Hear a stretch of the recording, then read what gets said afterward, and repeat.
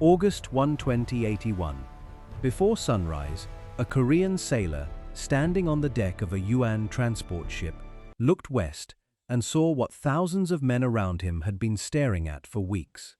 Japan was still there.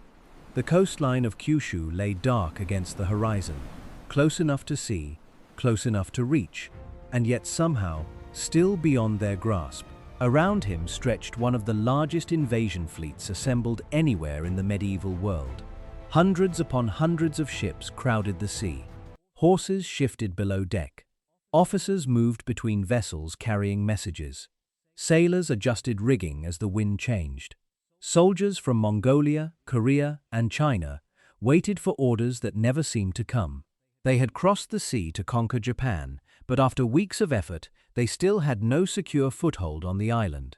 What made the situation even more disturbing was that nobody aboard those ships could ignore the question hanging over the fleet. If this army was so powerful, why was it still trapped offshore? The delay had become impossible to hide. Water barrels were shrinking. Horses weakened below deck. Soldiers who had crossed the sea, expecting conquest, now stared at the same coastline every morning and wondered why the order to land never came. None of the men standing on those crowded decks understood how far back the disaster truly reached. The answer was not visible from the ship. It began years earlier, when Japan refused to bow to Kublai Khan, when the first invasion exposed the danger, and when the defenders of Kyushu decided that the next war would not be fought on open beaches again. By the summer of 1281, those choices had already shaped the battlefield. The sailor could see only the coastline, the dark water, and the clouds gathering above him. He did not know that the fleet around him had already been trapped by decisions made long before the storm arrived. The first Mongol invasion had failed, but nobody in Japan celebrated as though the danger had passed. The warriors who had fought at Hakata remembered too much. They remembered the ships appearing out of the morning mist. They remembered villages burning on Tsushima and Iki. They remembered unfamiliar weapons exploding among horses and men. Most importantly, they remembered how close the invaders had come. The storm that damaged the fleet might have saved Japan in 1274, but no one could guarantee that fortune would intervene a second time. Across Kyushu, the feeling that lingered after the victory was not relief. It was expectation. The warning signs appeared almost immediately. Kublai Khan had not spent decades building the greatest empire in the world to accept humiliation from an island kingdom. News of the failed invasion reached his court, alongside reports that Japan still refused to acknowledge Yuan authority. To rulers who lived beneath Mongol power, submission had become the normal outcome of resistance. Japan's continued defiance, therefore, represented more than a military setback. It challenged imperial prestige.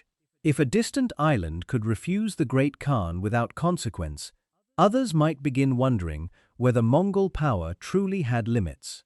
In Kamakura, Hojo Tokimune faced a different problem. He had survived the first invasion, but survival did not make future decisions easier. The government now had to defend thousands of miles of coastline against an enemy that could return at any moment. Every year without invasion required money, labor, planning, and military readiness. Samurai expected rewards for their service, yet there were few rewards to distribute. Unlike a victorious conquest, defensive war produced no new territory and no captured estates. The government had won time, but maintaining readiness would become increasingly expensive.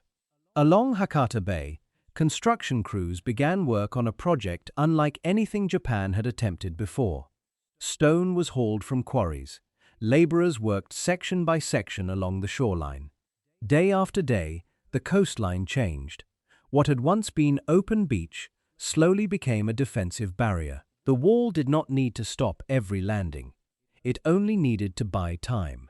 If enemy soldiers were delayed while climbing over stone, Japanese warriors could strike them before they formed organized ranks. Every block placed along the coast represented a lesson learned from 1274. Year after year, the wall stretched farther along Hakata Bay. Every stone reminded the people of Kyushu that the next invasion was not a question of if, but when. The shoreline itself had become a battlefield long before the enemy returned. While masons continued laying stone along Hakata Bay, events across the sea were quietly making the next invasion far more dangerous. Kublai Khan's armies remained locked in a struggle against the southern Song dynasty, the last major Chinese state still resisting Mongol conquest. For years, Song armies, fleets, and fortified cities had delayed complete victory. Then, in 1279, the resistance finally collapsed. The Yuan Empire achieved what generations of conquerors had failed to accomplish.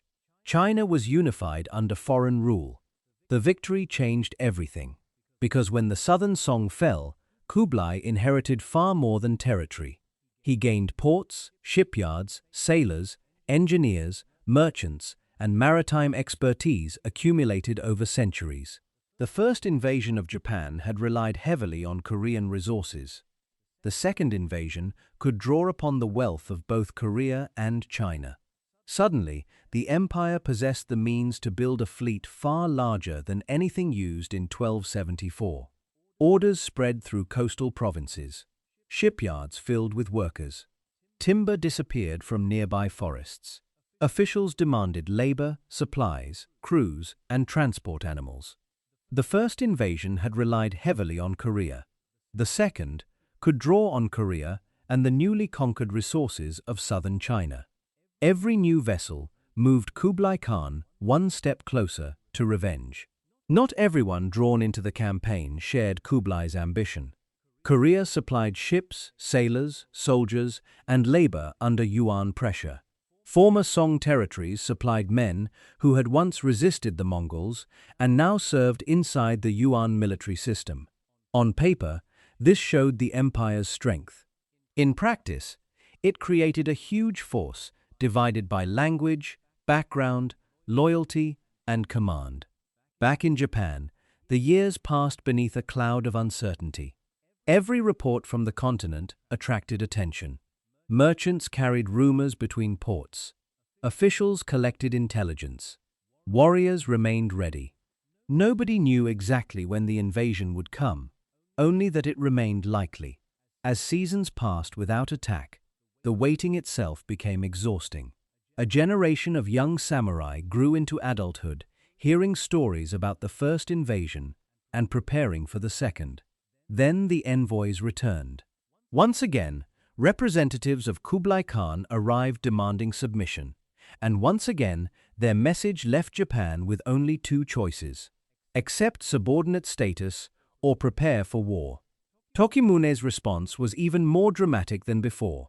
The envoys were arrested, their mission ended, and soon afterward they were executed. The decision eliminated any remaining illusion that relations might be repaired peacefully. It also carried enormous risk. Killing ambassadors was not a gesture that could be misunderstood. It announced that Japan would resist regardless of consequences. If another invasion came, there would be no negotiations waiting behind it. Kublai's planners developed a strategy built around overwhelming force. Rather than relying on a single fleet, the next invasion would use two major armies approaching from different directions. One would depart from Korea, the other would leave from southern China. Together, they would converge near Kyushu. The numbers involved were staggering by medieval standards. Tens of thousands of soldiers would participate. Thousands of ships would be required.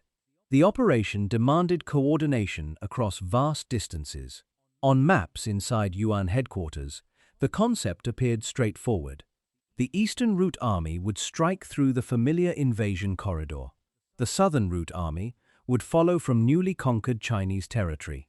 Once united, the combined force would possess enough strength to crush resistance and establish a secure landing zone. From there, operations could move inland. Japan would finally be forced to submit. The plan looked convincing on paper, but it depended on everything happening exactly as intended. In reality, however, It depended on thousands of details that could easily fail. Ships had to be built, crewed, supplied, and coordinated across enormous distances. Horses needed space and food. Soldiers needed transport. Officials had to meet quotas. Weather could delay departures. Messages moved slowly. From the court, the invasion looked like a single grand design. In the ports, it became a fragile machine made of timber, labor, deadlines, and fear. Japanese leaders knew none of the details, but they could see evidence that something enormous was underway. Reports from merchants and travelers described shipbuilding activity on an unprecedented scale. Intelligence arriving through unofficial channels suggested growing military preparations. The exact size of the coming invasion remained uncertain, yet one conclusion became difficult to avoid. The next attack would be much larger than the first. The years of preparation transformed Japanese defense planning. Coastal districts developed warning systems. Samurai families reviewed responsibilities. Supplies were stored. Horses were maintained. Watch stations monitored the sea. Military readiness became part of daily life rather than a temporary emergency. The government could not afford complacency. Every month of preparation increased the chances of survival when the fleet finally appeared. Among the warriors preparing for the future was Takezaki Suenaga. Like many samurai, he had fought during the first invasion and expected to fight again. His concerns were practical. He needed weapons, horses, retainers, and opportunities to distinguish himself. Reputation mattered in the warrior society of Kamakura, Japan. A man's future depended partly on what others witnessed him doing in battle. Every warrior preparing for the next invasion hoped to survive, but many also hoped to earn recognition. While Japanese warriors trained and waited, another challenge emerged inside the Yuan Empire itself. The larger the invasion became, the harder it was to control. Different commanders oversaw different components. Korean resources had to coordinate with Chinese resources. Naval forces needed to synchronize departures. Supplies had to arrive at the right place at the right time. Even before the first ship sailed, the campaign was beginning to suffer from the burden of its own size. Still, the preparations kept moving. Ships slid into the water, warehouses filled, military units assembled, ports grew crowded with men, animals, tools, and supplies. Too much had already been invested for the empire to stop. By the beginning of 1281, the waiting was nearly over. In Korea, soldiers gathered near embarkation points. Sailors checked equipment. Horses were loaded. Officers reviewed orders. Along the Chinese coast, preparations reached their final stages. Thousands of men who had never seen Japan prepared to cross waters that many regarded with suspicion. Stories circulated among the ranks. Some predicted easy victory. Others remembered rumors from the failed invasion. Most simply focused on the tasks immediately ahead. Across the sea, Japanese lookouts kept scanning the horizon. The wall was finished enough to matter. Samurai families had their assignments. The government had spent 7 years preparing for the return of war. Now the wait was almost over. Kublai Khan's revenge was finally coming, and it was coming with the largest invasion fleet East Asia had ever seen. In the late spring of 1281, the waiting finally ended.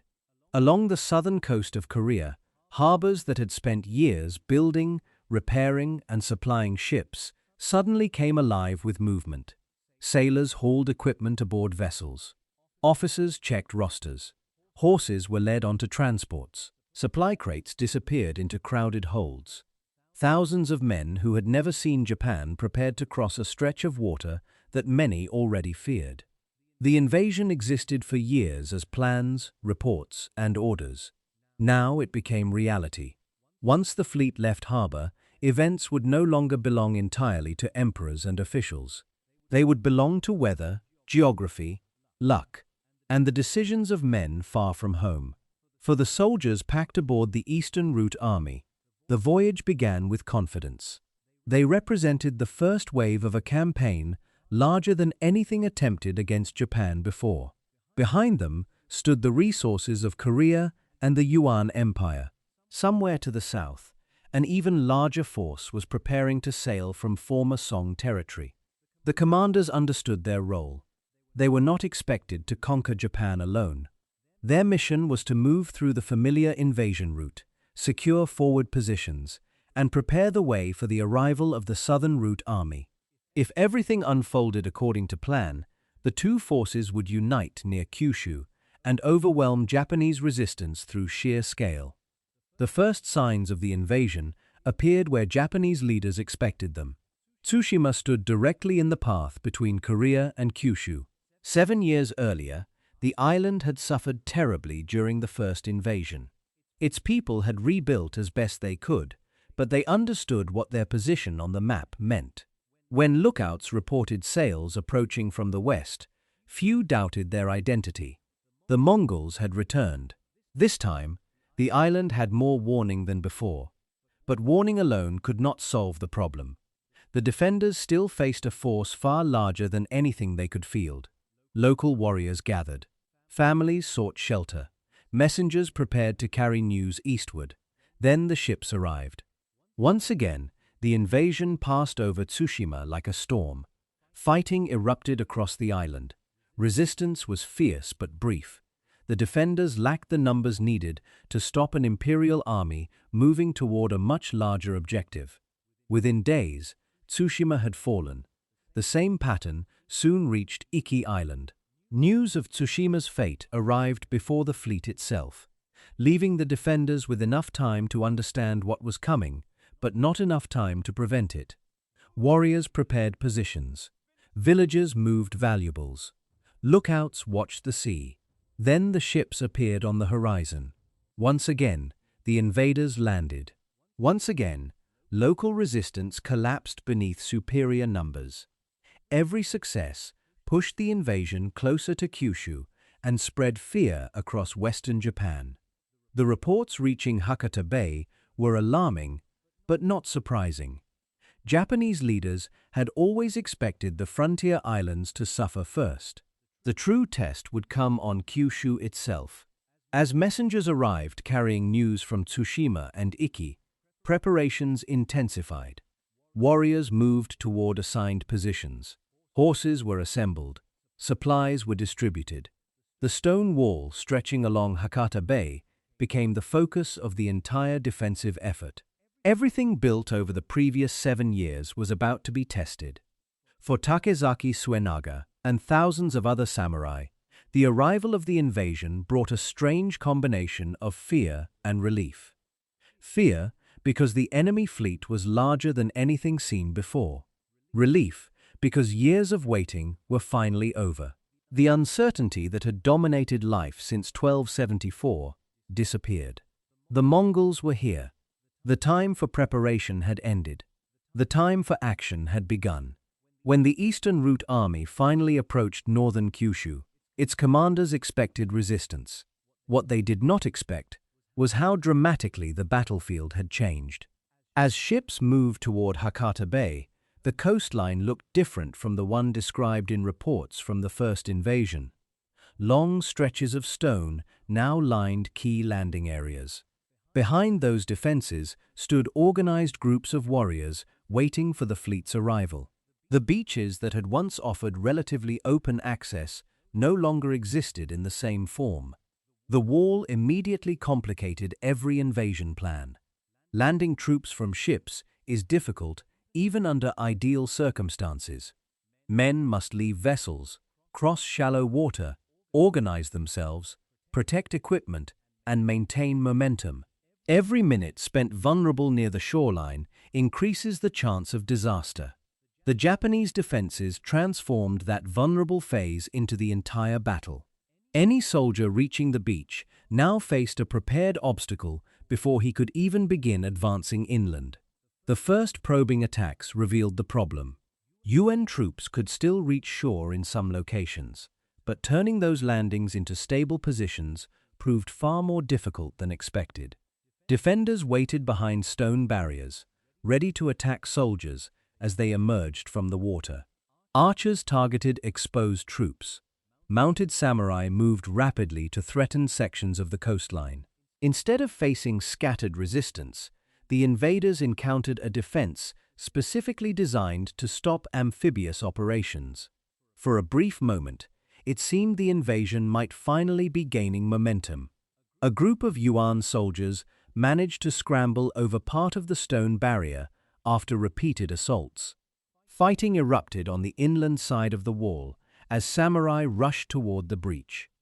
From the ships offshore, banners could be seen advancing several hundred yards beyond the shoreline.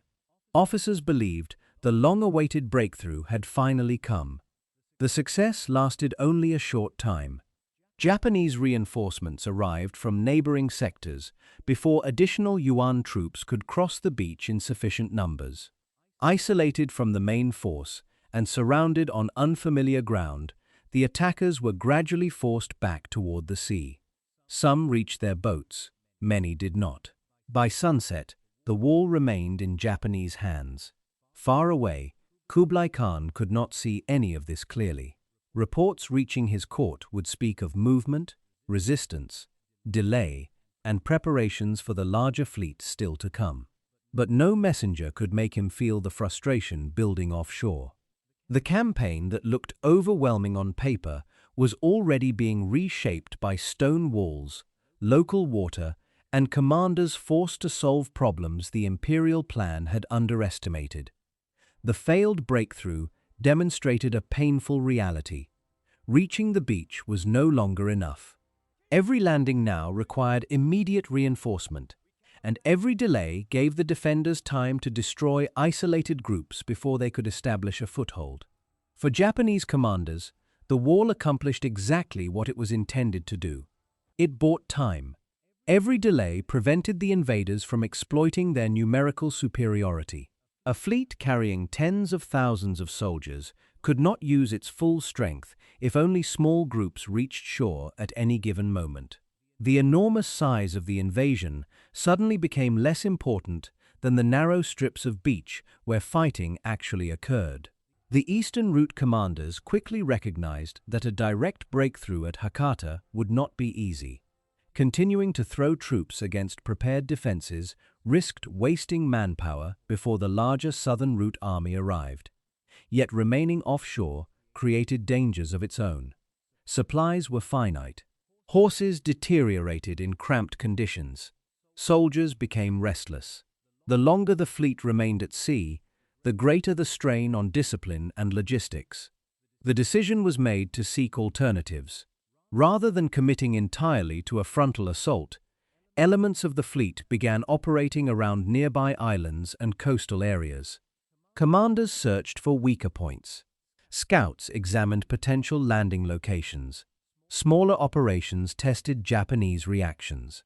What followed was not a single great battle, but a series of clashes spread across the waters and islands surrounding northern Kyushu. One of the most important locations became Shika Island. Situated within Hakata Bay, it offered opportunities that neither side could ignore. For the invaders, control of the island could provide a useful foothold near the main objective. For the defenders, allowing such a foothold might eventually threaten the entire defensive system. As a result, both sides committed forces to the area. The fighting around Shika Island lacked the simplicity of a traditional battlefield. Men moved by boat. Small detachments landed and counterattacked. Information traveled slowly. Commanders often made decisions without knowing exactly what was happening beyond the next shoreline. Warriors arriving to reinforce one position sometimes discovered that conditions had changed before they got there. The struggle became a contest of movement, timing, and local initiative. Japanese forces repeatedly demonstrated a willingness to attack rather than simply defend. This surprised some Yuan commanders. The wall at Hakata suggested a defensive strategy, yet the warriors behind it refused to remain passive. Whenever opportunities appeared, samurai crossed water, struck isolated groups, and challenged attempts to establish permanent positions. Their goal was not necessarily to destroy the invasion outright. It was to keep the invaders unstable. As the days passed, another problem began growing inside the Yuan camp. The Southern Route Army still had not arrived. This delay mattered far more than anyone had anticipated.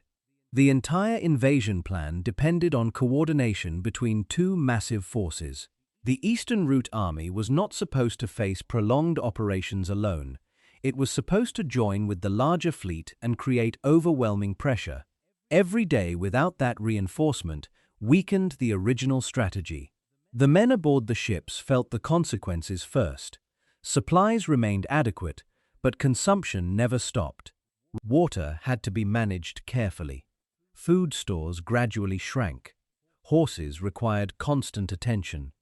Ships designed primarily for transport suddenly became floating camps holding thousands of soldiers for far longer than intended. Conditions grew uncomfortable. Crowding increased tension. Small disputes became more common. The Japanese noticed the change. From the shoreline, defenders could see the fleet remaining offshore day after day. They did not know the details of Yuan planning, but they understood something important. The enemy had arrived and still had not secured a landing. Every sunrise that found the fleet anchored offshore represented another small victory. The invaders needed progress. The defenders only needed endurance. That realization encouraged a more aggressive response. As darkness fell over Hakata Bay, small Japanese boats began slipping into the water. Unlike the enormous transport vessels anchored offshore, these craft were fast, maneuverable, and familiar with local waters. Their crews often consisted of samurai and retainers willing to take extraordinary risks. Under cover of night, they approached enemy ships and launched surprise attacks. For Yuan soldiers, the raids created a new kind of pressure. During the day, they worried about landing operations. At night, they worried about sleeping. A vessel that appeared secure before sunset might suddenly become a battlefield after dark. Attackers could emerge from the shadows, climb aboard, kill isolated guards, start fires, and disappear before reinforcements arrived. The physical damage varied, but the psychological effect was significant. Night after night, uncertainty spread through the fleet. Watches grew stricter. Sleep became lighter. The same size that made the invasion powerful also made it impossible to protect every ship at every moment. Meanwhile, frustration grew among Yuan commanders. They possessed the larger army. They possessed the initiative. They possessed resources drawn from across Asia. Yet the campaign seemed trapped in place. Every attempt to gain momentum encountered another obstacle. The wall blocked major landings. Japanese counterattacks disrupted smaller operations. The Southern Route Army remained absent. Progress became measured in days spent waiting rather than territory gained. For Hojo Tokimune and the Kamakura government, this was exactly the outcome they had hoped to create. The goal was never to defeat the invaders in one dramatic battle. The goal was to deny them success long enough for other pressures to take effect. Every day the fleet remained offshore increased the importance of logistics, weather, morale, and coordination. Those factors favored the defenders. Yet victory was still far from certain. The fleet visible from Kyushu represented only part of the invasion. Somewhere beyond the horizon, the larger Southern Route Army continued moving toward Japan, and when it arrived, the balance could change dramatically. The wall had worked. The raids had worked. Local resistance had worked. But all of it might become meaningless if the Second Fleet arrived and overwhelmed them through sheer numbers. Neither side realized that the greatest danger of the entire campaign was still approaching from a direction no army could fight, the sea itself. The arrival of the Southern Route Army should have changed everything. For weeks, the Eastern Route commanders had struggled against the defenses of Kyushu while waiting for reinforcements promised by the original plan. Every setback had been tolerated because a larger force was supposedly on its way. Every delay could be explained as temporary.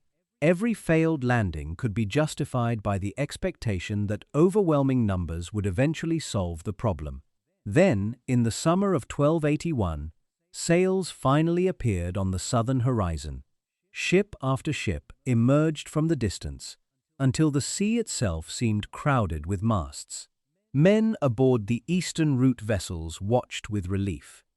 The second half of the invasion had arrived. At first, the sight inspired confidence. The southern route army was enormous. It carried tens of thousands of additional soldiers, along with supplies, sailors, officers, and support personnel.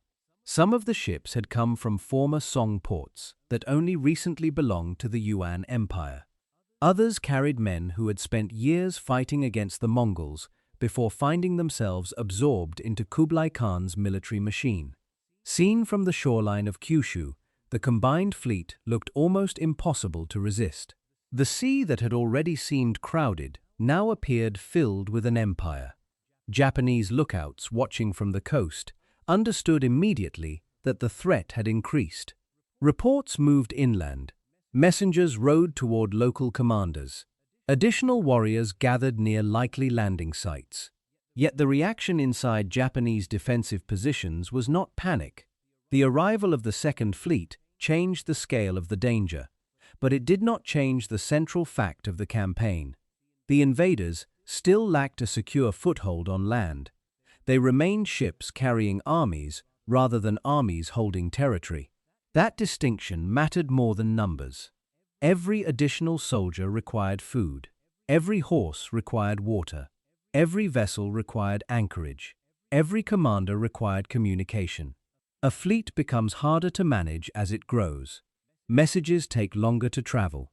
Supplies become more difficult to distribute. Disagreements become more common.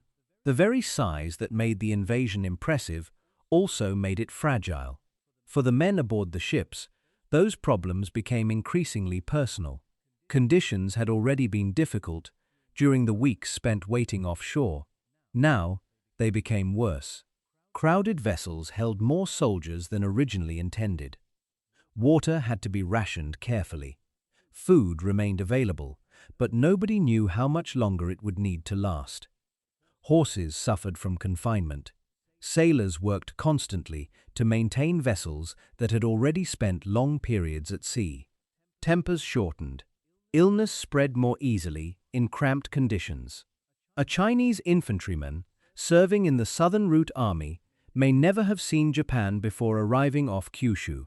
He had likely heard stories of the first invasion and promises of victory.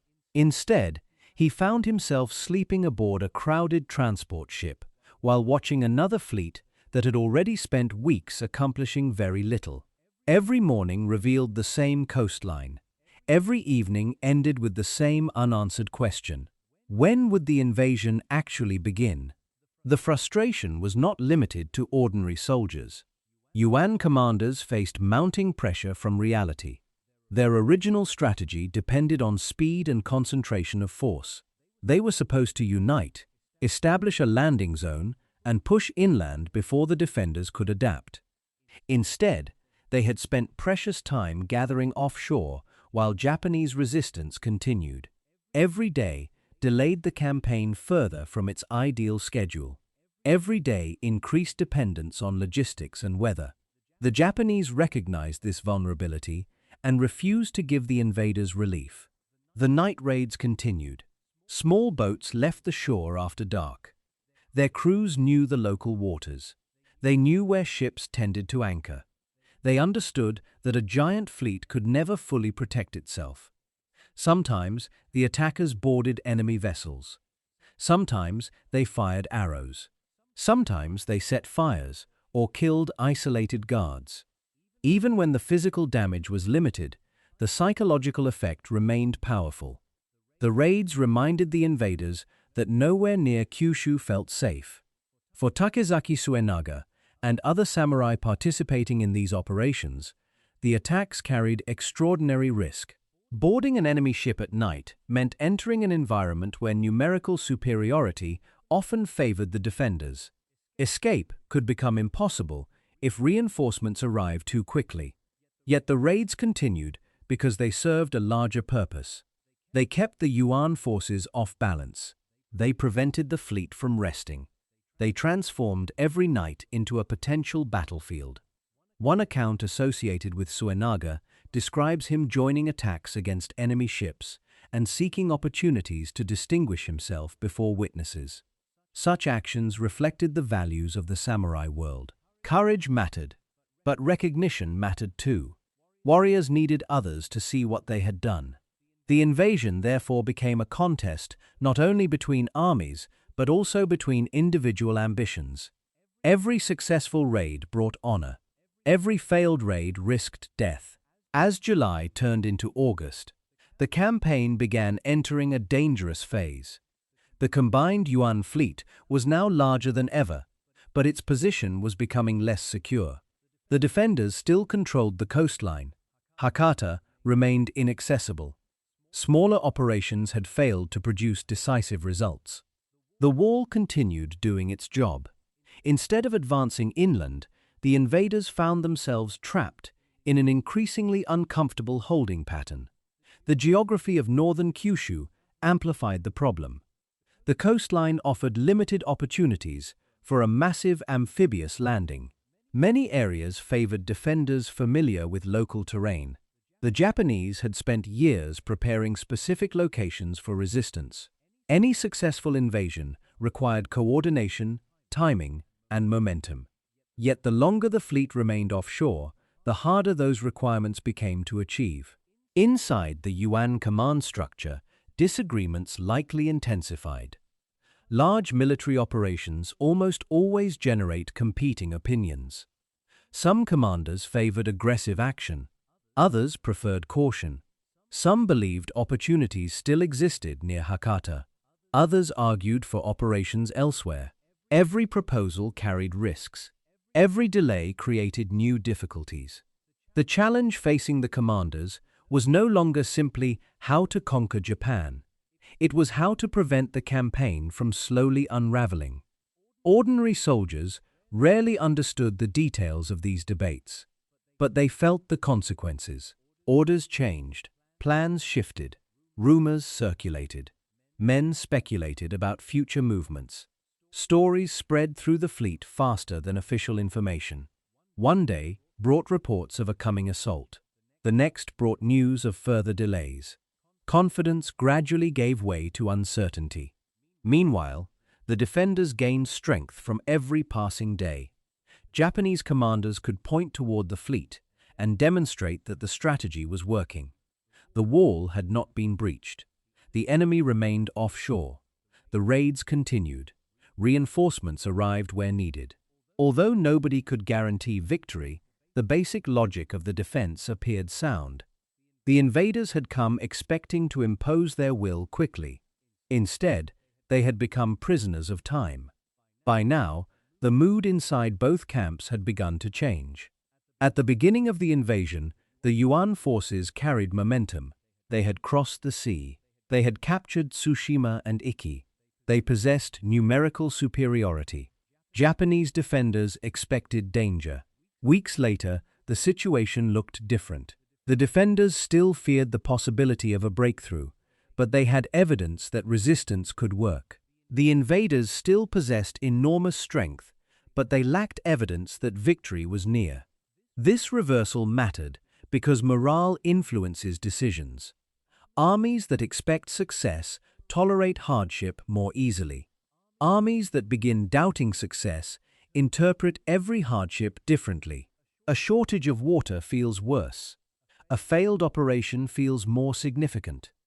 A storm cloud attracts more attention. Human beings rarely measure difficulty objectively. They measure it against expectations. By early August, signs of strain appeared throughout the fleet. Horses weakened. Supplies diminished. Disease became more common. Some ships required repairs. Others struggled to maintain organization. None of these problems individually guaranteed failure. Together, they created an atmosphere of growing vulnerability. The fleet remained powerful, but power is not the same thing as control. The Japanese continued exploiting every opportunity. Lookouts monitored enemy movements, messengers carried information rapidly along the coast, and warriors responded wherever activity appeared. Instead of allowing the invaders to establish stability, the defenders forced them into constant reaction. Every attempted adjustment produced another Japanese response. Every effort to create security encountered another disruption. At sea, the weather began attracting attention. Experienced sailors noticed subtle changes long before dramatic conditions arrived. Winds behaved differently. Certain patterns appeared in the sky. The sea itself felt less predictable. None of these signs guaranteed immediate danger, but they encouraged caution. Sailors understand something soldiers often forget. The sea can become an enemy faster than any army. Most commanders were still focused on the campaign itself. They worried about landing operations, supply management, and Japanese resistance. Weather remained a secondary concern. After all, fleets had crossed oceans throughout history without disaster. The immediate threat seemed to be the defenders waiting along the coast. Yet the longer the fleet remained offshore, the greater its exposure became. Had the invasion secured a beachhead quickly, weather would have mattered less. Had the campaign withdrawn earlier, weather would have mattered less. Had the two fleets coordinated more efficiently, weather would have mattered less. Instead, thousands of ships and tens of thousands of men remained concentrated near Kyushu for week after week. Every delay increased dependence on favorable conditions. The Japanese had spent years preparing walls, weapons, horses, and warriors. The Yuan Empire had spent years building ships, gathering troops, and organizing logistics. Both sides devoted enormous resources to defeating one another. Yet as summer approached its end, the most important factor in the campaign increasingly lay outside human control. The sea did not care about Kublai Khan's ambitions, samurai honor, or military plans. It only followed its own rules. Still, very few men aboard the fleet realized how dangerous the situation had become. Most remained focused on immediate concerns. Officers worried about maintaining discipline. Sailors worried about their vessels. Soldiers worried about food, disease, and the possibility of future combat. Life aboard the fleet continued because campaigns rarely stop simply because conditions are deteriorating.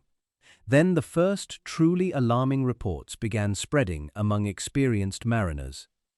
The weather was changing, not gradually and not in the ordinary way expected during a long voyage. Something larger seemed to be approaching. The first day brought little more than stronger winds. Sailors tightened ropes and checked anchors before sunset. No one considered abandoning the campaign. The second day felt different. Waves began striking anchored ships from awkward angles. Smaller vessels drifted farther than expected before crews regained control. Officers postponed several planned operations rather than risk confusion on the water. By the third day, sleep became difficult. Men remained awake through the night, listening to wooden hulls groan under constant strain. Horses kicked nervously below deck. Experienced mariners exchanged uneasy glances but said little. They understood that the sea often gave warnings long before it delivered punishment. Cloud formations grew heavier. Winds shifted unpredictably. The atmosphere itself felt different. Men who spent their lives at sea noticed the signs and exchanged worried glances. They had seen storms before. They understood how quickly conditions could deteriorate when large fleets remained exposed. Along the coast of Kyushu, Japanese defenders noticed the same changes. Lookouts watched the horizon. Fishermen observed the sea. And warriors standing guard along the wall felt stronger winds arriving from offshore. Nobody knew exactly what would happen next. The Mongol invasion still possessed thousands of soldiers, hundreds of ships, and enormous resources. It had not been destroyed. It had not surrendered. It remained a formidable military force. Yet after weeks of fighting, waiting, raiding, delaying, and enduring, The campaign now faced a threat, unlike any it had encountered so far. A threat that could not be fought. As the wind continued rising across the waters off Kyushu, the largest invasion fleet in East Asian history remained exactly where the Japanese wanted it, still trapped at sea. The defenders understood what that meant. If serious weather struck while thousands of ships remained crowded together offshore, the consequences could be devastating. By then, the fleet was already losing control in small ways. Anchors dragged farther than they should have. Crews shouted across decks as ships drifted too close to one another. Horses kicked inside the transports. Sailors tried to secure ropes while soldiers waited uselessly, unable to help and unable to sleep. Some officers ordered vessels to hold position. Others wanted more distance between ships. In the noise of rising wind, even simple commands became difficult to carry across the water. The invasion had not yet been destroyed, but the fleet was no longer fully under human control. Then the storm struck. The exact sequence of events disappeared into chaos almost immediately. Rain, wind, darkness, and panic made organized observation impossible. What survives in historical records are fragments. One ship dragged anchor. Another collided with it. Elsewhere, masts snapped, ropes failed. Vessels drifted into one another. Horses panicked below deck. Sailors shouted commands that disappeared into the roar of wind and waves. Across miles of ocean, thousands of individual disasters unfolded simultaneously. For a soldier trapped aboard one of those ships, the experience must have been terrifying. Many of the men serving in the invasion army had fought battles before. They had faced arrows, swords, and cavalry charges. The storm offered no enemy to strike, and no battlefield on which courage could solve the problem. A warrior could stand his ground against another man. He could not stand his ground against the sea. Every violent wave reminded the fleet that nature did not care how many soldiers Kublai Khan had assembled. The enormous size of the invasion now became a liability. During the planning stages, thousands of ships represented strength. During the storm, they became hazards. Vessels collided. Anchors tore loose. Ships smashed into one another with crushing force. Men who survived one danger often found themselves facing another moments later. A transport avoiding collision might run aground. A ship surviving heavy waves might lose its mast. A vessel, escaping both threats, might still founder when another ship crashed into it. The fleet dissolved into confusion. Command structures broke down because communication became impossible. Commanders could not coordinate fleets scattered across violent seas. Officers could not accurately assess conditions beyond their immediate surroundings. Messages stopped moving. Orders stopped mattering. Survival replaced strategy. Every ship became its own crisis. As conditions worsened, men entered the water in growing numbers. Some were thrown overboard. Others leaped from sinking vessels. Many wore armor or heavy clothing that made swimming nearly impossible. Sailors clung to debris. Soldiers fought desperately to remain above water. Horses disappeared beneath the waves. Supplies accumulated through years of preparation vanished within hours. The sea consumed everything without distinction. Around Takashima and nearby waters, the destruction became particularly severe. Ships were driven onto rocks. Others broke apart before reaching land. Survivors crawled ashore exhausted, injured, and disoriented. Yet reaching land did not guarantee safety. Many of the men who escaped drowning soon found themselves isolated in hostile territory. Units had been scattered. Officers had vanished. Weapons and supplies were lost. The invasion army that had once threatened Japan now existed as fragments. For Japanese defenders, the storm created an extraordinary opportunity.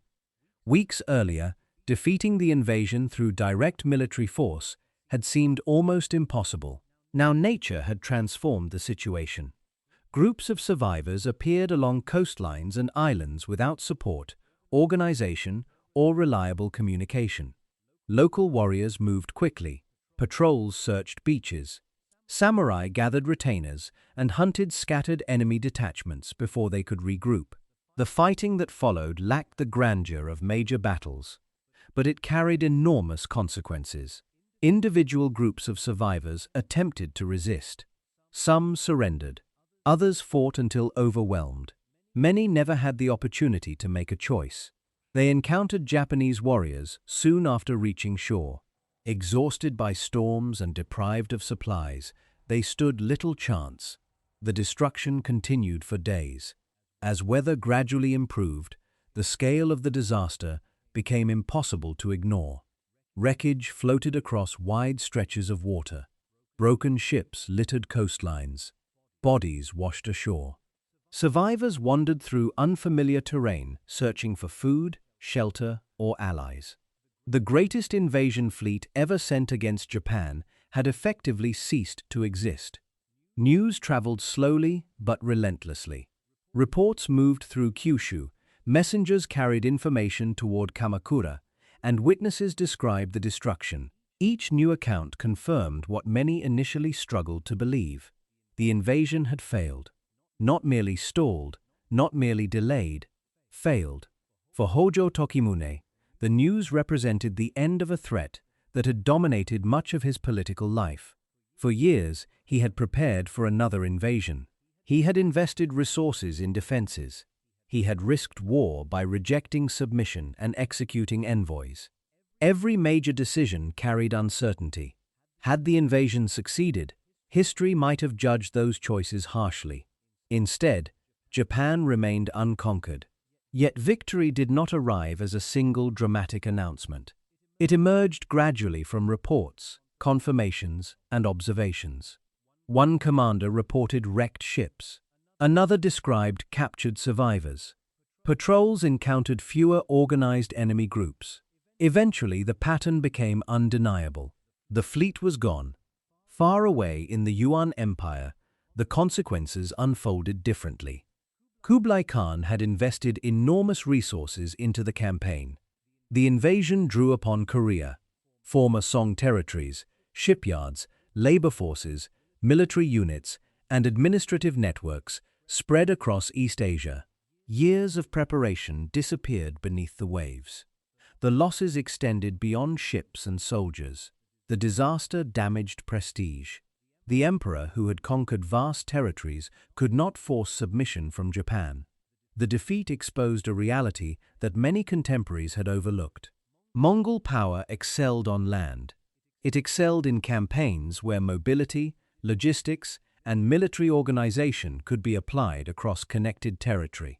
Crossing the sea introduced challenges that could not be solved simply by increasing numbers. Weather mattered.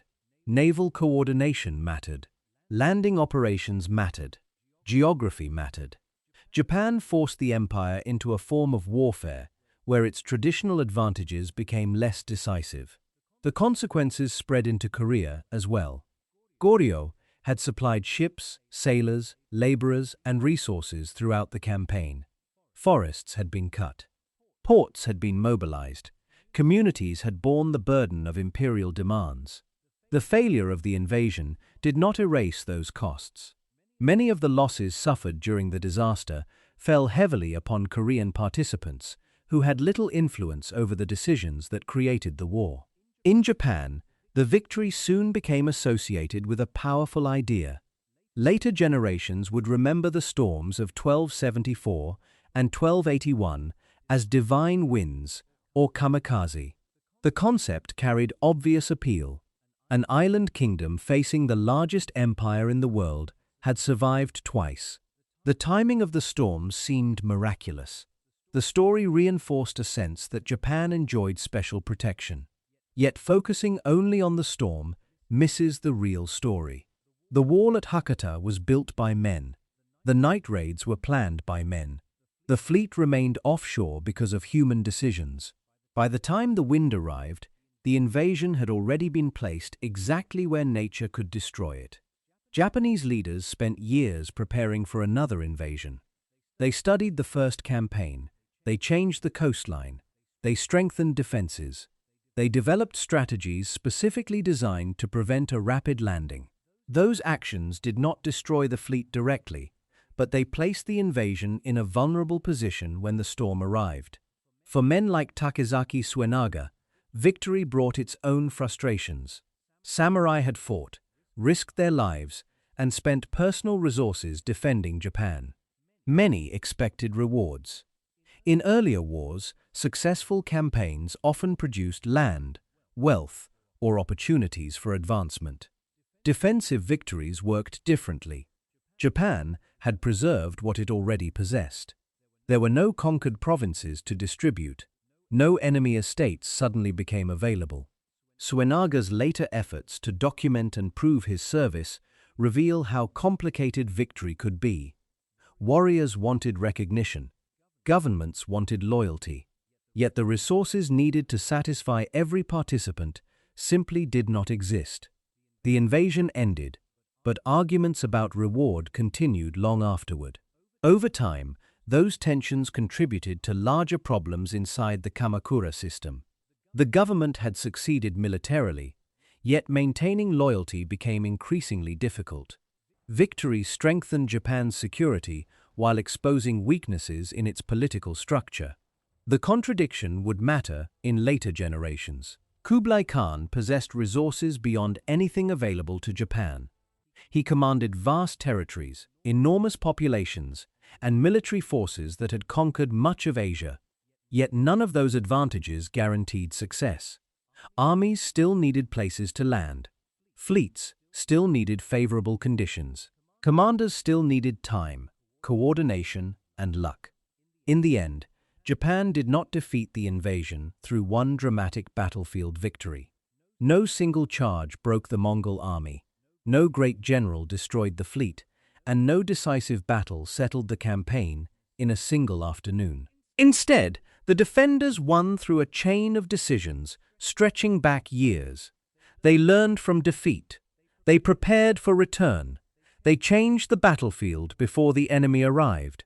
They denied easy landings. They disrupted operations. They forced the invasion to remain offshore long enough for other factors to matter. The storm became famous because it was spectacular, but the preparation mattered because it was effective. Together, they created one of the most extraordinary military failures in medieval history. When the waters off Kyushu finally grew calm again, the coastline remained in Japanese hands. The stone wall still faced the sea. The samurai who survived returned home carrying stories that would outlive them. Wreckage drifted across the water, where an empire had once expected victory. Kublai Khan's revenge campaign had crossed the sea with overwhelming strength. Yet it left behind only debris, memories, and unanswered questions. Somewhere beneath those quiet waters lay hundreds of shattered ships. The Korean sailor who had stared toward Kyushu before sunrise never learned why the invasion failed. He never saw the walls built after 1274. He never heard the arguments inside Kamakura. He never understood how years of preparation had trapped the fleet before the storm arrived. Like thousands of others, he disappeared into a disaster created by decisions made far above his station. Emperors planned the campaign. Commanders directed it. Ordinary men paid the price.